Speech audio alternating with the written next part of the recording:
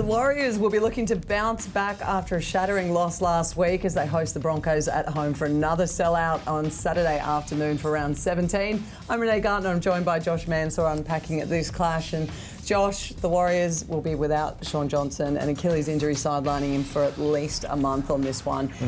You could see it was hampering his efforts in last week's round, and that obviously attributed to it as well too. They gained a really instrumental player though in the likes of Dallin Watene-Zelezniak. Yep.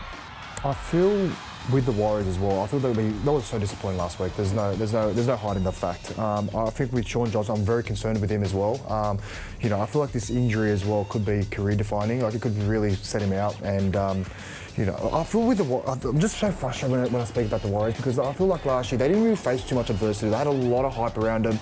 Everyone was loving their game, and when they're faced with adversity, they haven't really aimed up to the challenge this year. Last week against the Titans, a team that was on the bottom of the ladder, they just didn't aim up, and I thought that was a game they should have won that game. All right, well, let's look over to the Broncos side. Another team fresh off a bye this week. They've only had 2 days between Origin, of course, going all the way over to Auckland as well too. 3 stars have been named in the reserves that played last night, the State of Origin. Reece Walsh, unlikely to sort of play in that sort of game as well too. What can the Warriors, I guess, expect from this side? Well, Reece Walsh is one of the best fullbacks in the game, right? But you could see on Wednesday night, there's a bit of doubt in his game. His teammates didn't really do him help as well. Like everyone had a pretty bad game that night. But I don't know if the Broncos will risk him this game. Having to travel to New Zealand as well, it's a pretty big ask. Question marks around Payne Haas. Had an outstanding performance for the Blues, but did a lot of work. And obviously, of course, Patrick Harrigan playing in the middle of that game, having to sustain all that pressure from the New South Wales forwards.